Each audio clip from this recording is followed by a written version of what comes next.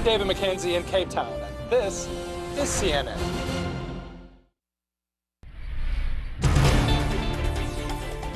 Hello, everyone, and welcome to Amanpour. Here's what's coming up.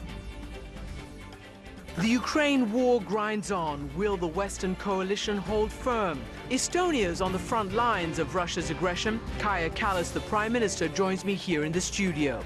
Then, I think we achieved our dreams. I achieved my dream, and I enjoy what I am doing. making history with 14 French Open titles, 22 Grand Slams. I asked the indomitable Rafael Nadal, is he the greatest male tennis player of all time? And a tense day for the British Prime Minister Boris Johnson. His own party votes on whether to remove him from office.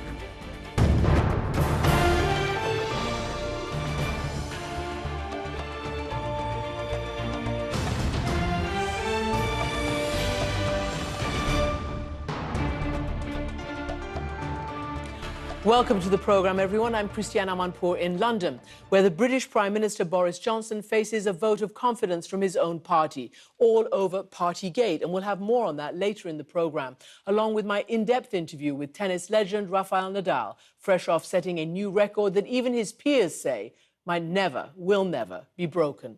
But first, the political crisis in the UK is happening as the war in Ukraine grinds on, with Russia hammering eastern Ukraine with intense airstrikes and artillery assaults. The United States and Britain are stepping up, supplying Ukraine with long-range precision missile systems. But even as Ukraine fights to hold its ground, the French President Emmanuel Macron weighed in on the diplomatic front, saying the West must not humiliate Russia. While the Ukrainian government's response, Russia is humiliating itself. And as Sweden and Finland move towards NATO membership, the alliance could soon surround Russia all across the Baltic Sea. As Prime Minister of Estonia, Kaja Kallas has already and ardently supported Ukraine's defence even before the invasion, giving the most weapons per capita of any European country. Dubbed the Iron Lady of Europe, Kallas is in London meeting with the British Prime Minister as his political survival is on the line, and she's joining me now. Prime Minister, welcome to the programme. Thank you. So I'm sure you didn't expect this, but you were in Downing Street as Boris Johnson was frankly trying to figure out how to stay in office. What was your view? What was your, feeling on how he was feeling? Well, he was feeling okay, of course, considering what is going on. So quite confident, I must say. Do you think, I know you don't want to get into British politics, you yourself are also facing an internal political drama. You've dismissed part of your coalition and you're hanging on to your own position. Do you think your position, Boris Johnson's position, has any material impact on the Western support for Ukraine and how that support could continue?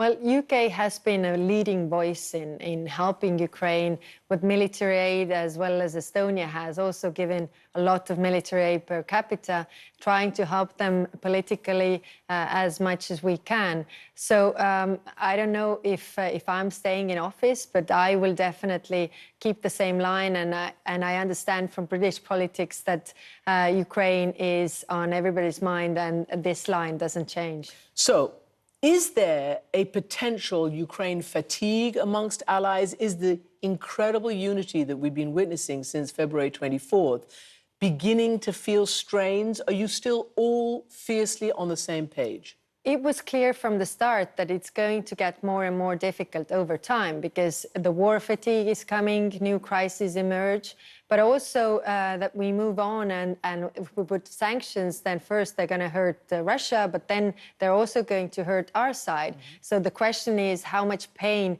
we are willing to endure. And there may be the difference between those countries who have much better neighbors than we do and those countries who have a different history, like us and Baltic countries, Poland, have different views. So tell me about your history, because I think it informs clearly. I mean, I called you the Iron Lady. That's what people have dubbed you. And you've been very, very, very steely strong in defense of Ukraine in the face of Russia's unprovoked war.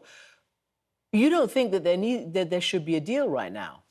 No, I don't think that it's right to have any premature calls for peace or ceasefire. And why? Because even if there's peace, it doesn't mean that the atrocities or human suffering will end for the occupied territories. This is the experience from our own history. We had peace after the Second World War, but we had mass deportations, tortures. My own family was deported to Siberia in 1949. So it doesn't mean that the atrocities will stop if there is peace. And of course, if there is peace, then the aggressor will just get the signs that it's okay, the aggression pays off, and then there will be a pause of 1 year, 2 years, and everything will continue, and we shouldn't allow that. So how successful are people who think like you do in convincing the rest of them? And we mentioned what President Macron has said, a main leader in Europe. He said, we must not humiliate Russia so that the day when the fighting stops, we can build an exit ramp through diplomatic means. Now, I don't think he's saying we should make any peace deal now, but that at some point we need to be able to have some kind of relationship to make any kind of peace or exit ramp possible. We are in this for the long haul. So we also have to keep in mind that all the war crimes will not go unpunished. And therefore, if we think about the long-term relationship with Russia, with Putin, then we also have to have prosecution for the war crimes, the incitement of genocide that we have seen in Ukraine. That has to go punished. It has to be prosecuted. Otherwise, it will be a clear sign to all the would-be perpetrators in the world that aggression pays off. You seem to be on the same page, certainly as the United States anyway, and as Britain. But we have seen the balance of power on the ground shift and morph. At first, everybody thought Russia was going to win in 3 days. Clearly, that didn't happen. The Ukrainians pushed them back from Kyiv. Then there was some success in the east for Ukraine. But it looks like now Russia is relentlessly, inch by inch, swallowing up territory. I understand they've got some 20% of Ukrainian territory right now. Yeah. Yeah? The fighting is going on, and Russia has not changed its aim or its calculus, and therefore we shouldn't talk about how Russia gets away with this. And because this gives a wrong signal to Russia as well. I mean, we have to isolate them politically, economically, on every level that we can, so that the aggression doesn't pay off and the human suffering will stop. Do you think that the sanctions are actually hurting, and how is it manifesting itself? I mean, the sanctions against Russia. The sanctions are hurting. Otherwise, Putin wouldn't, bring this up all the time, that lift the sanctions if they didn't hurt. So we have to keep the sanctions as long as we can. As I say, we are in this for the long haul. We shouldn't talk about lifting the sanctions not in the near future. Do you feel, we talked about the fatigue a little bit, but a little bit of a split within the alliance about what the end will look like? And by the way, what is NATO, Europe's end game? What is the end game? Is it what President Zelensky says, that we're going to fight back and win back every inch of territory? Is it status quo ante to before February 24th? What is it? It's up to the Ukrainians to say, because it's their land, it's their territory. You're helping them fight. Yes. What does it look like? It looks like Russia goes back to where its borders are, because if he or the Russia, Kremlin, Putin claims territories and gets away with this, then they have something that they didn't have before, and therefore I think what the Ukrainians are saying, what they are living with, we should listen to the Ukrainians how the victory should look like. So in the meantime, as we've seen, there's been some struggles over EU sanctions packages. Hungary, which seems to be a special friend of Vladimir Putin, has managed to get the Europeans to step back a little bit. I mean, they've taken off the sanctions on Patriarch Kirill, who's the Orthodox patriarch in Russia, Putin's favorite, who's blessed the war. I think Hungary's been given a lifeline in terms of gas and oil sanctions, because it needs that. How much more damage, or is it damage, can various different individual Europeans, create on sanctions? I would focus on what we have done together, and we have done a lot.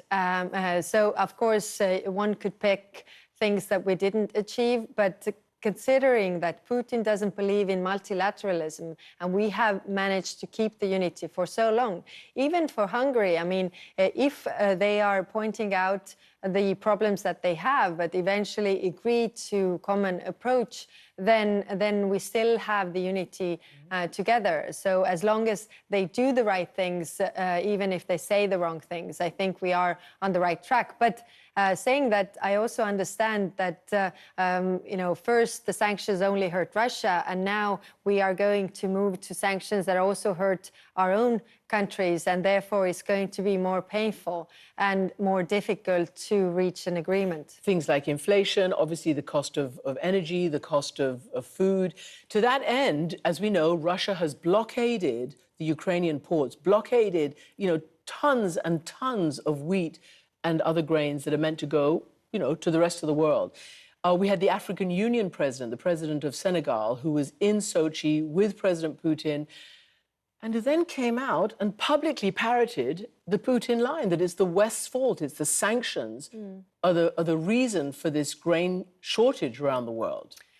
He was also invited to the European Council to speak, and he was also saying there the same lines. And he was corrected that it's not the sanctions, but it's Putin's war in Russia that is causing this.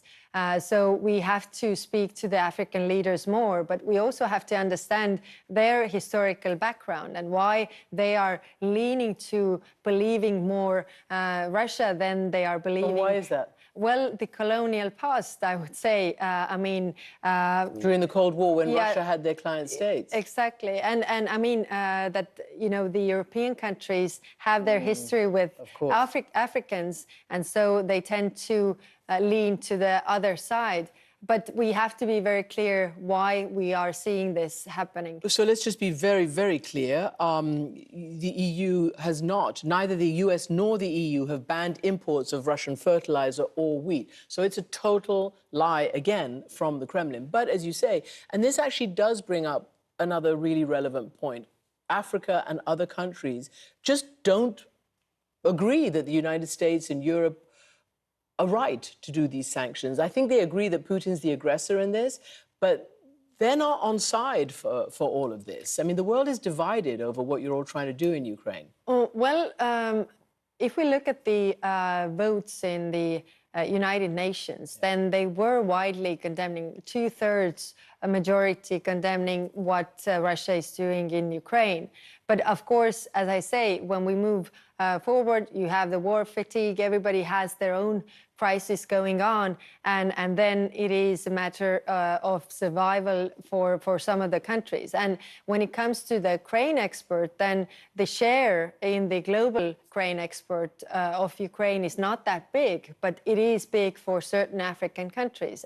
And of price, this is definitely something that they have been relying on. So this is something that we have to look into what we can do with this to help them, and also not to compromise the war in Ukraine in a sense that Russia gets access to Odessa or some other areas that they would want to get. So they are also threatening and using the power that they have, I mean, Russia right now. A lot of people, including the NATO Secretary General and others, are beginning to say, quote unquote, we're in this for the long haul. This war in Ukraine shows no signs of abating. It's 100 days now. It may go on for another 100 days or more. I mean, and it may just continue in this stalemate, although we've seen Russia again, bomb Kyiv. Mm-hmm. Where do you see it going? And can you hang on for the long haul? We can hang on for the long haul if we help Ukraine to defend themselves by military aid mostly, so that they can push back the aggressor. And we also have to isolate Russia politically in all the organizations, actually. Is it really wise that we are sharing information in Interpol with them? Or, we are debating the rules of cyberspace with a country that clearly doesn't respect international law? I think these are the questions we also have to ask ourselves, because the isolation might bring the message through that there needs to be a change, and there's no way that Russia is going to win this war because we are backing Ukraine. You are, but you just said if we give enough weapons and in time. Are you sure that there will be? I mean, there's a NATO summit coming up at the end of June. What do you look for coming out of that summit? Well, to my own country and our region, of course, we are looking for very strong decisions on strengthening the eastern flank, so that if the level of aggression has risen, the level of defense should rise as well. So very strong decisions in this regard. And also, we have to continue supporting Ukraine. Of course, it's not done in NATO, but by the NATO different allies that give military aid. And we have given a lot, and we really don't have more to give. But there are bigger allies that definitely have something in their warehouses that they can give. And very briefly, finally, do you feel safer or less safe given that Finland and Sweden are going to join NATO? We feel safe because we are in NATO right now. So every NATO ally has said that we will defend every inch of NATO's territory. When Finland and Sweden will be joining, then I think the security of our region will be even stronger.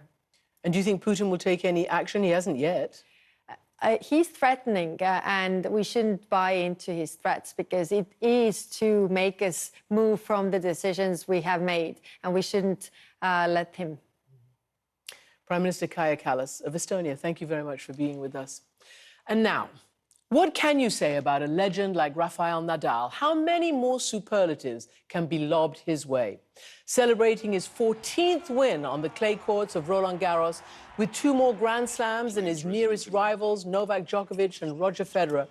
He was 19 when he first won in 2005. Now he's the old man of tennis at 36. And yet, even his peers say what he's now achieved can never be matched.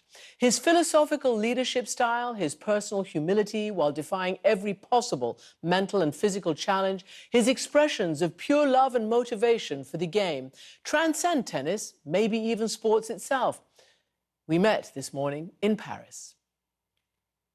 Rafael Nadal, welcome to the program. Thank you very much. Hello. You know, there's so many superlatives, the greatest of all time, inspiring, unique. The only word I can think of is hallucinatory. What you produced these 2 weeks, it defies reason, it defies logic, it defies physics. Do you believe that? Well, have been an interesting 2 weeks, emotional 2 weeks, and we went through a little bit of everything, but at the end the things finishes the best way possible now. So I can't be happier, and I can't be more thankful to everyone, because the support and the love that I received during the both weeks have been unforgettable. A lot of love. And there's the cup. I mean, there we have it, the great trophy.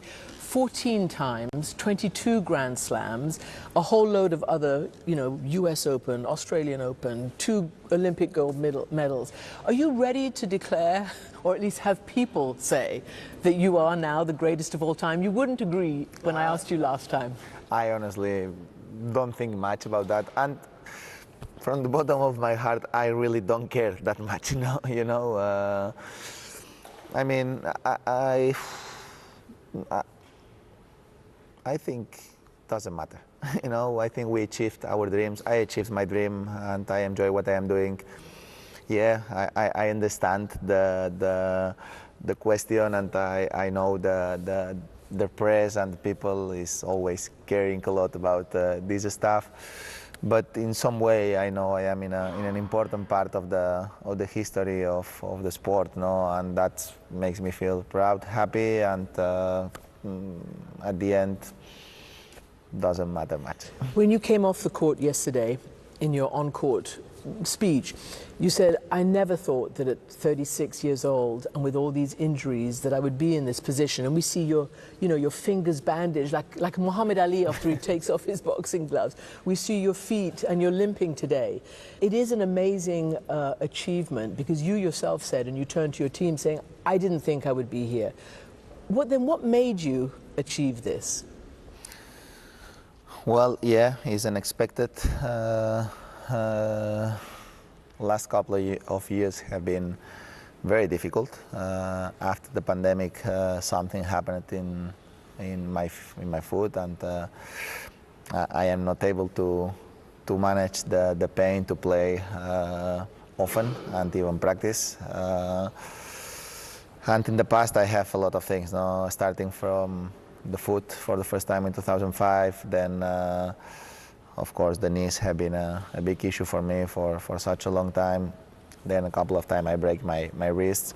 I don't know, but the only thing that I can say is going through all these probably challenges, I always hold the passion for keep going, and I always hold the love for the game, and I always wanted to keep going, and that's probably why I am in the position that I am today. So because you've just said that, you always wanted to keep going. There was a whole load of gossip and innuendo and rumor that you might announce your retirement, and that particularly if you hadn't won, you might announce your retirement. Clearly you haven't done that, and you're going to Wimbledon if you can.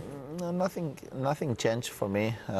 Winning or losing don't change my mind in that case.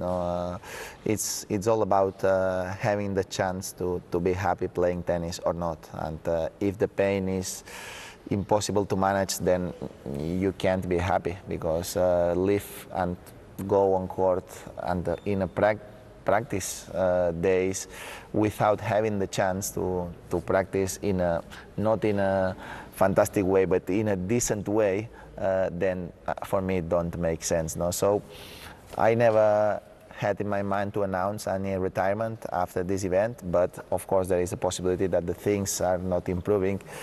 Then I don't know what can So happen. you have a syndrome, is it called Muller-Weiss syndrome on your feet? Yeah. What does it actually do? And you said yesterday that you had to inject your feet to numb them to play the final. Was it just that one day, or did you have to do it throughout this 2 weeks? No, I did it. I had to do every Yes. single day, because if not, I was not able to. Yeah. I will not be able to give myself a chance to compete well. 3 weeks ago, I played in Rome, and I after one set and a half, I started to play on one leg because I was not able to run at all. So let's see. I am just super happy about the things that happened, but of course I need to keep finding solutions for that. So I think it was your coach, I think it was Carlos Moya, who said that at this time in your career, yes, you have to manage the pain and you have to see where that leads you. But in terms of tennis, you've got it. I mean, you've obviously got that down. There's nothing more that you can achieve in the technical side, that it's all about the mind now. Well, I always think that there is always a room to keep improving. I understand the sport that way. Every time that I go on a practice, I go with the goal of improving something, and that's the way that I understand the sport. For me, it don't make sense just practice for practice. When I go to practice, I go with the determination to improve something, and that's the way that I approach it all my tennis career. Of course, today the physical issue makes the difference now, because if I am healthy, I can practice the proper way, I am happy, I enjoy what I am doing. Of course, this year I am playing well, so then the chances are increasing. But when you're in the Australian Open final and you're 2 sets down and you're playing the guy who won the US Open final, what goes through your mind? Even here, you were, like when you played Felix Auger-Aliassime, I was there, I watched it, and it was very touch and go. What steel trap do you... On my mind is normal thing that I lose. But if I lose,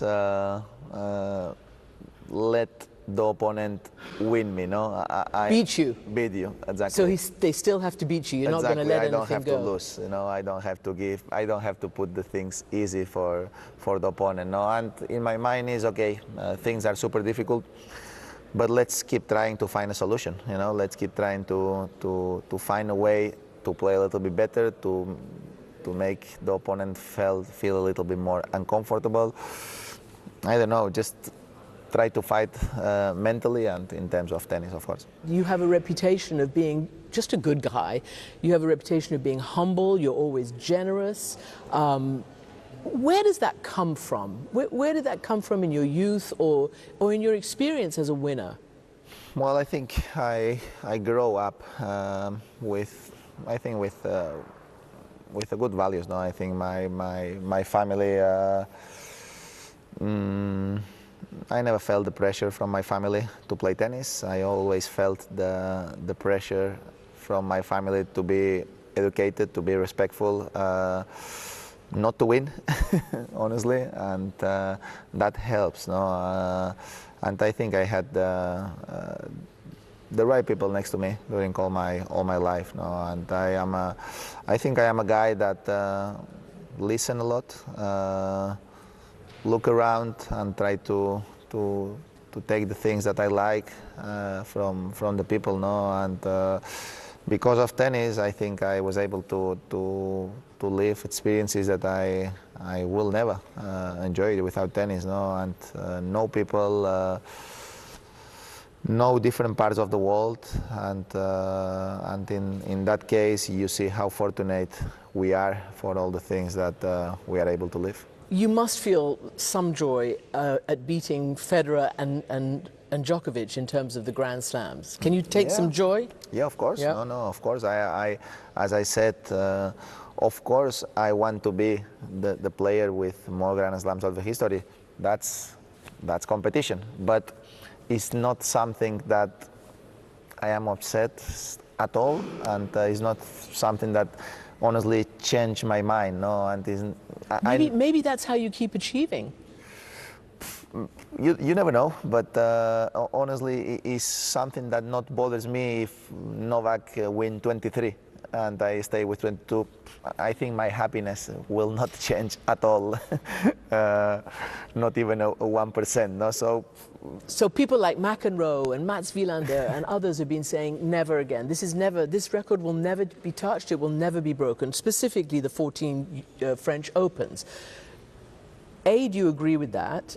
It's difficult to say that from myself, no. But I mean, I always have something in mind that I always consider myself a very normal guy. So if I did it, maybe somebody else can do it. But it's obvious that the record of 22 Grand Slams, I think, is something much more possible, that somebody increase that record. I am sure that's going to happen.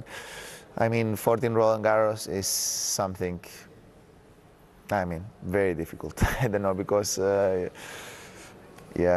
very difficult. And you love Roland Garros, and you always say that it's your favorite. But I understand that clay is the toughest surface to play. So tell me about what it takes to win on clay.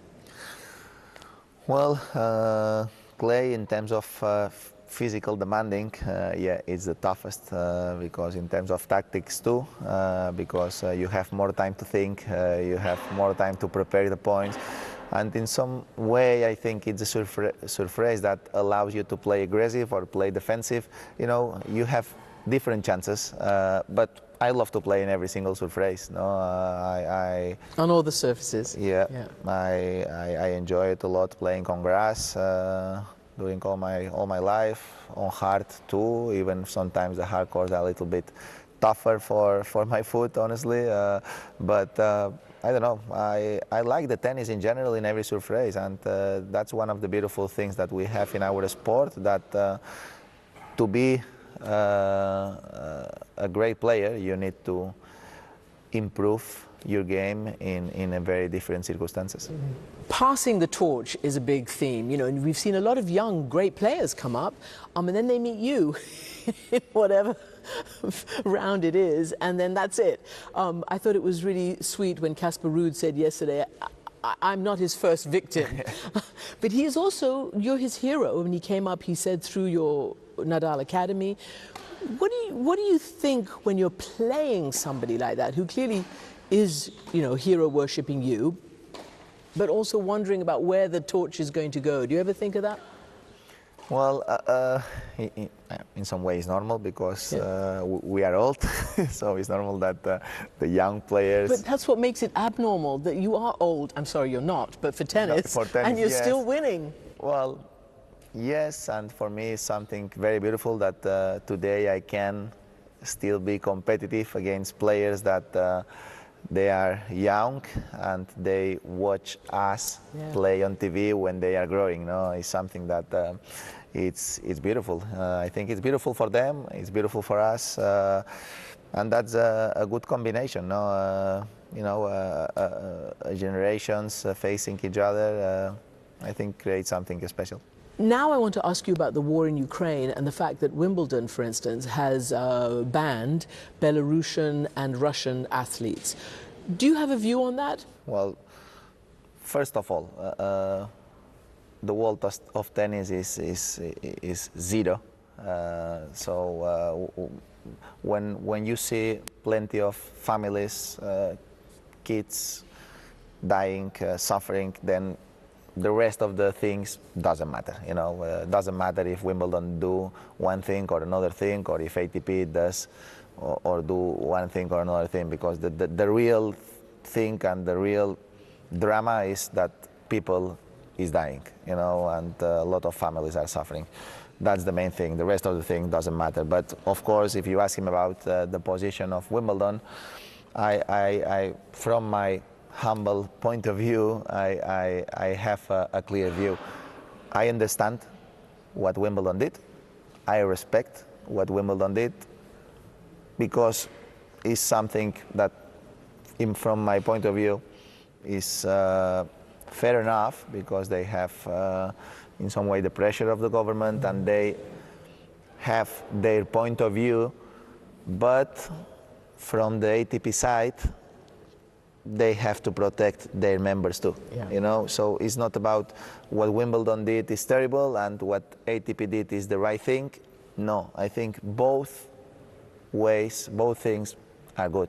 Everyone is defending their interest, and I respect both things. And nothing is better than the other, but in that case, I have my colleagues on the tour that I know them very well, that they can't say much, honestly, but like they Medvedev and others.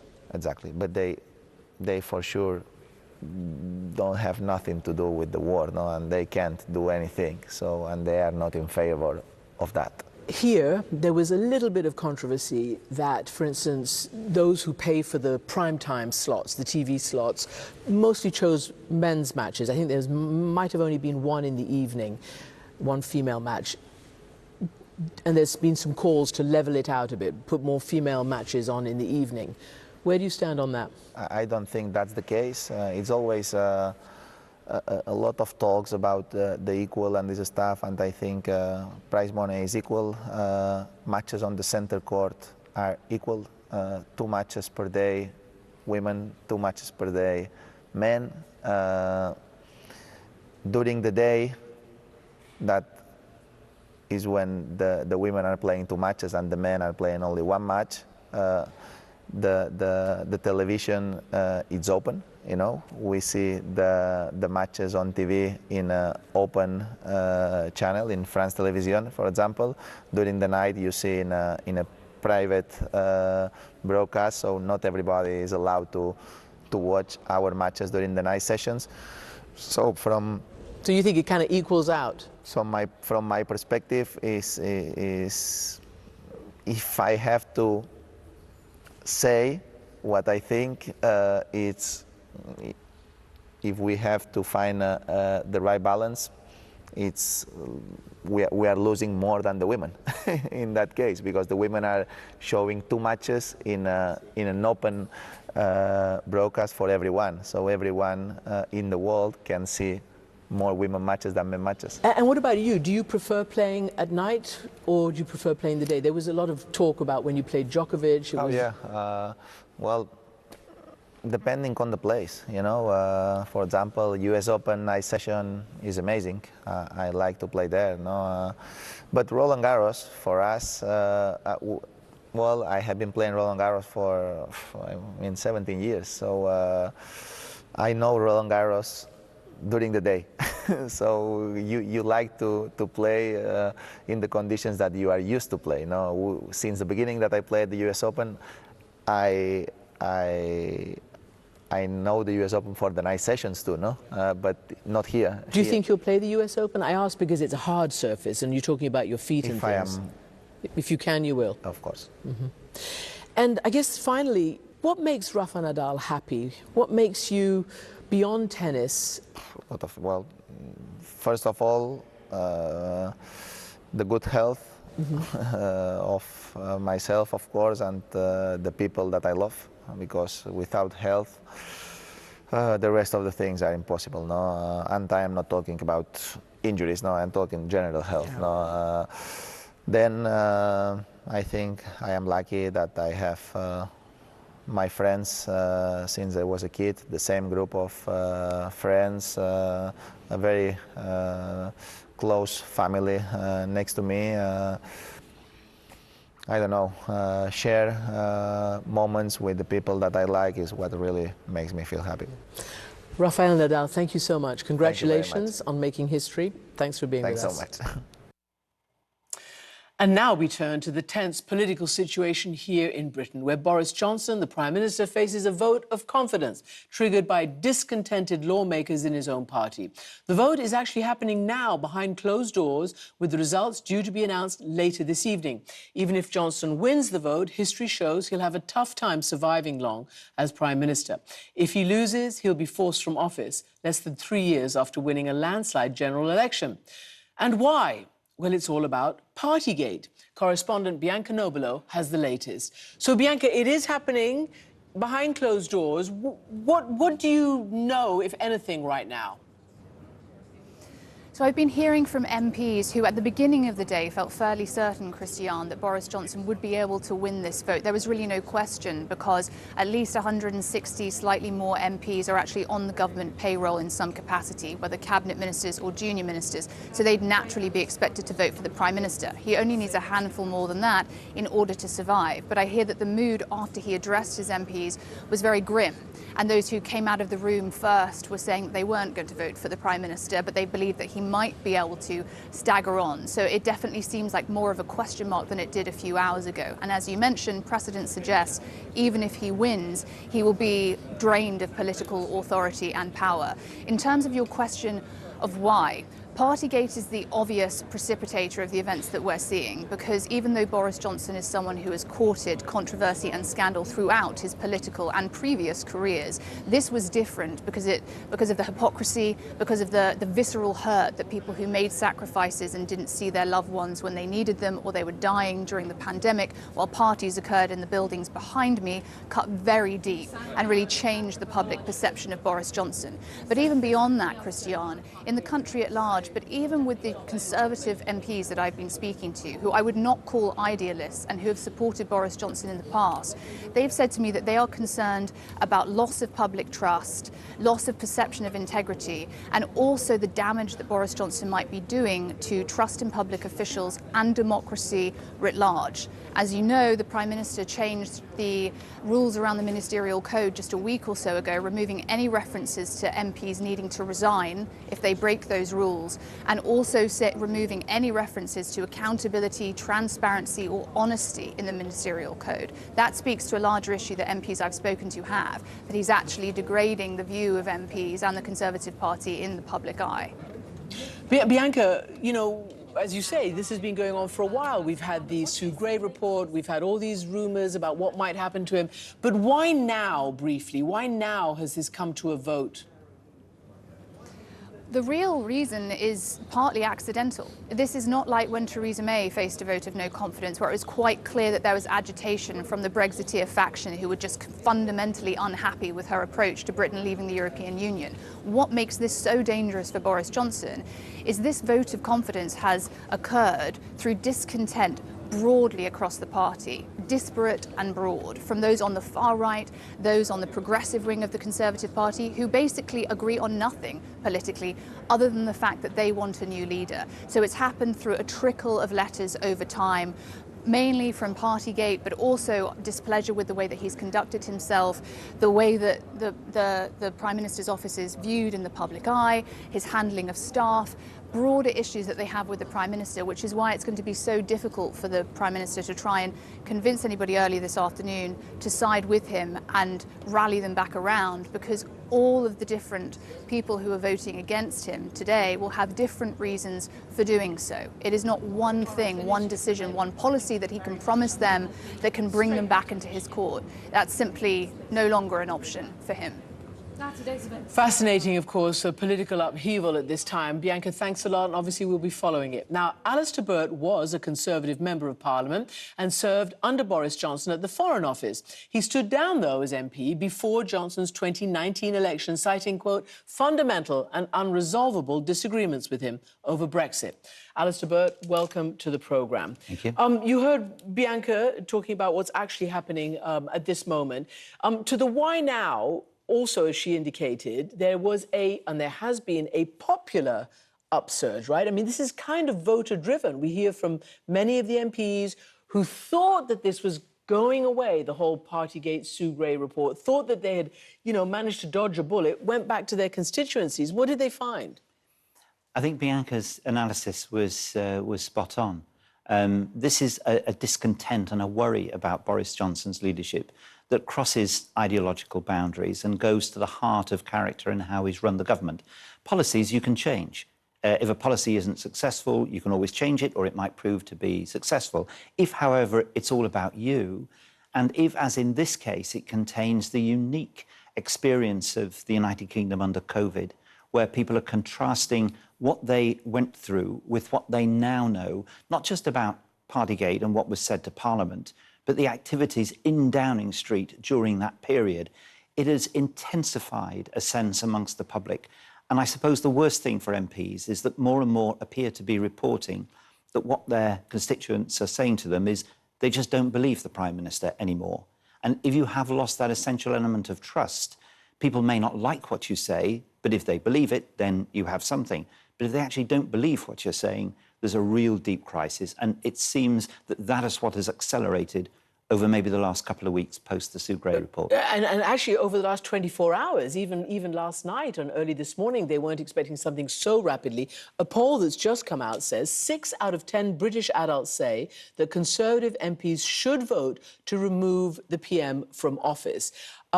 What do you think? Do you think he should be removed from office? This has been consistent over a period of time now. There's been a significant number of people who feel that there should be a change, that Boris Johnson should go, that they don't believe him. These polls have been increasing all the time. You had the public display at the weekend in relation to... You're talking about the booing as he came out of St Paul's Cathedral for the Queen's Jubilee. That's right. I mean, political leaders can expect a degree of controversy, and they'll be booed and cheered at different times. But it was quite remarkable, and the intensity of it was very worrying. I don't think... Particularly on that occasion. That's right. It was actually quite stupefying. This was not a political crowd. This was a crowd that was essentially going to see the royal family and celebrate the Jubilee, but they just had a sense that if Boris Johnson was there, they were going to express themselves. That will worry MPs considerably. Do I think he should go?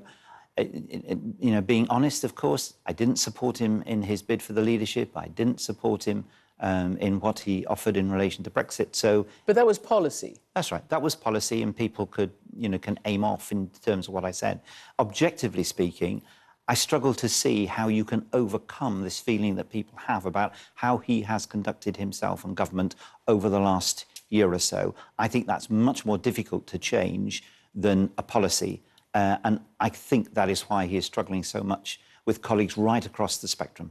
So I just want to read a little bit, a fragment from the letter he wrote to each and every one of those MPs. And we hear that he's took, you know, a lot of time today actually signing each one himself, and he knows that his situation is very difficult. He says, tonight is the moment to draw a line under this issue that our opponents want us to talk about, and to focus instead on what really matters, the needs of the voters who sent us to Westminster. So consider that, and now I'm going to play a soundbite from a cabinet minister who's supporting Boris Johnson and that sentiment. Let's hear from him.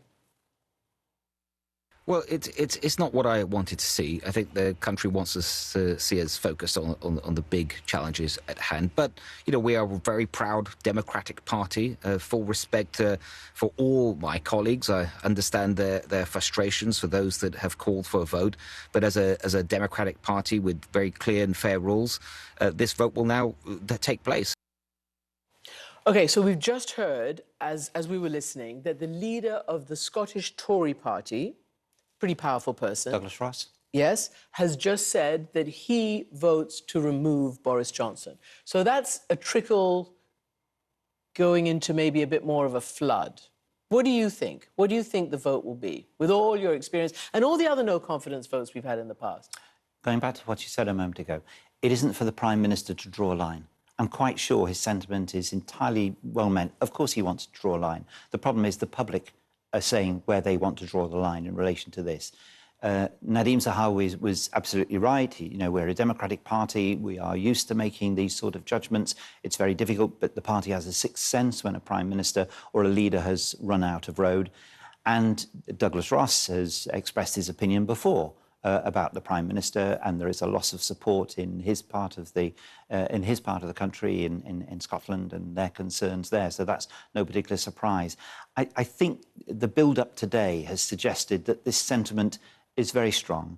It will be immensely disappointing for the prime minister if he comes close to losing the vote. I don't think he will lose the vote tonight. I think there's enough inertia really in relation to a leadership contest that I think the Prime Minister is most likely to win. So I notice you say inertia versus enough support for the Prime Minister. Yeah, I think there's a certain amount of inertia to keep with the status quo. There are a number of colleagues, of course, who owe their time in Parliament to the Brexit election and everything else. It's perfectly understandable that they would want to support. But and removing a leader is always very hard. You need a huge tide to win an actual vote.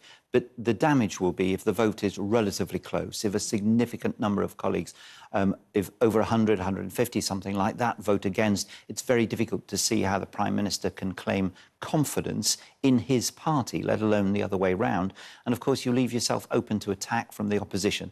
And my former colleagues are thinking about the next election. They're not just thinking about their own seats, they're thinking about where the country is going and how they want to take it forward. So there's a lot for them to think about. Can I just quote David Cameron? And it's kind of a vulgar comment, but he basically said Boris Johnson is a bit like a greasy piglet. He can always get out of any scrape, and he has done. Can you see a route to get out of this scrape? I mean, what if we're all wrong? You're wrong, rather. What if he gets a massive vote of support? There's another phrase that you and I are both very familiar with, that nothing matters until the day it does matter. All sorts of things happen. Political leaders have all sorts of baggage that the public sort of put to one side, and it doesn't matter until the day it does. And equally, the greased piglet escapes until one day he doesn't. And it could be that it's this. Can I ask you, because this is something, it may have happened with Labour leaders as well, but my goodness, the Tory party has a bit of a history. Theresa May, confidence vote in December 2018. Now, she won it, a majority of 83, but as we know, they all ganged up against her, and she did, in fact, lose in the end. She had to leave. She resigned several months later. Ian Duncan Smith, a former Tory leader, had to resign when he lost a vote in 2003. John Major, former Prime Minister, was forced to resign when he triggered a leadership contest in 1995. He defeated his opponent, but then he was defeated roundly in an election. Yeah. So this is something that's... Is it just because I've got the Tory figures, or has this happened throughout history? There's a little bit of apples and pears in that leadership contests don't always lead to an election defeat. Right. When Prime Minister Margaret Thatcher lost her position, John Major won the election after that, even though Mrs Thatcher's supporters said, why would you remove a Prime Minister who's won 3 elections on the row. When Theresa May lost her position, Boris Johnson won the next election after that. So if the Conservative Party gets the judgment right, you can still win another election. But equally, if you win a leadership contest, but you are unpopular and it's not going to work, as in Theresa May's position, though it should not be forgotten that Theresa May was brought down, not by a broad spread of colleagues, but the quite deliberate attempts of those, including Boris Johnson, to bring her down. And there are those going around the lobbies today looking for loyalty when some of them voted dozens of times against Theresa May, making her position very difficult. And that was about Brexit. And that was about Brexit. This is not ideological. Brexit is done. Brexit is not threatened. No matter who takes over the Conservative leadership, Brexit will certainly continue. But colleagues are thinking about wider issues about what the Conservative Party stands for and whether or not Boris Johnson can achieve the objective of being able to remould himself and give the party something new that the public has confidence in. And the problem of the last few months, it would appear to be very difficult that he's going to be able to do. You know, there's a lot, and you know, you've spent your career in the Foreign Office mostly and dealing with huge global challenges that Britain has been front and centre of. How does this kind of thing, do you think, affect that? Not only Britain's global reputation, but its heft, its ability to do the things that it needs to do? People abroad read the papers, so they know what's going on at home and they know the Prime Minister's position is unstable. If the government changes its leader, does it affect Britain's position? No. I'm quite confident that there is enough talent to come through. The situation in Ukraine will be taken over by the competent people, I'm sure, who are continuing to run Britain's relationship with Ukraine and prosecute that going forward. If the government is strong, that will be respected by people abroad. If a leader is changed, well, it happens in democratic politics. The thing you learn over the years is the waters close over incredibly quickly. So what happens next? Is it immediately triggering an election, like a general election? Does the party choose a new leader? And, you know, again, there's a lot of issues. I mean, the big disagreement in this country about sending refugees to Rwanda. You know, obviously, you've got inflation, you've got all the things that many other countries are dealing with. OK, the convention works like this. The Prime Minister of the day is the person who can command a majority in the House of Commons. If the Conservative Party elect a new leader, if that new leader has a majority support in the House of Commons, it won't matter that the leader has been changed. He or she will be the Prime Minister and will be able to go on until the next election is likely within the next 2 years. So there's no change of date to the election. Removing the Prime Minister does not trigger a general election. Would it trigger a general review of policy? Almost certainly. But a new leader will have to balance the interests of the party. As Bianca was indicating, there's a wide spectrum of view in the Conservative Party, from centrists to people maybe more on the right wing, and a majority of those will have to come on board with the policies that a new leader will put forward if that's the case. But it will give the chance of a party to have a fresh start, approach the public without feeling that they have to explain, you know, what Boris Johnson was doing when he was leader and deal with that particular issue with the British people. And we heard, and you reminded me earlier, that one of the more ideological members of the party, Rees-Mogg, he said this morning that one vote is enough. One vote is enough to put him over the top. Do you agree that one vote is enough to keep him in his job? One vote wins the contest tonight, but it's not enough to keep him in his job. And Jacob would know that. He would, you know, he is quite right defending his Prime Minister. He would say what he would say. But no objective viewer of the situation would agree with him that if the Prime Minister scraped home with one vote, it would not be a catastrophic vote against him. I don't think it will be as tight as one vote. I think Boris Johnson will win by more than that. But then he will have to assess himself. Can he recover from that position? Can he regain the confidence of the Conservative Party? Or has that lack of confidence exhibited by constituents and people who've been talking to MPs, is that fairly reflected in the vote tonight? And if so, what is in the best interest of the Conservative Party in the country going forward? That's a tough call for any Prime Minister who's faced a leadership election to make. Alistair Burt, former Tory MP, former Foreign Office Minister. Thank you very much indeed. Thank you. And finally, remembering a day that changed the course of history. Men and women of the United States, this is a momentous hour in world history. This is the invasion of Hitler's Europe, the 0 hour of the Second Front. the men of General Dwight Eisenhower are leaving their landing barges, fighting their way up the beaches into the fortress of Nazi Europe. They are moving in from the sea to attack the enemy under a mammoth cloud of fighter planes, under a ceiling of screaming shells from Allied warships. And that is how NBC Radio broke the news 78 years ago today, when 160,000 troops from Britain, the United States, Canada and other nations landed on the Normandy beaches. That was June 6, 1944. D-Day brought on the gradual defeat of Hitler, the liberation of Europe from Nazi Germany, and the beginning of the end of World War II.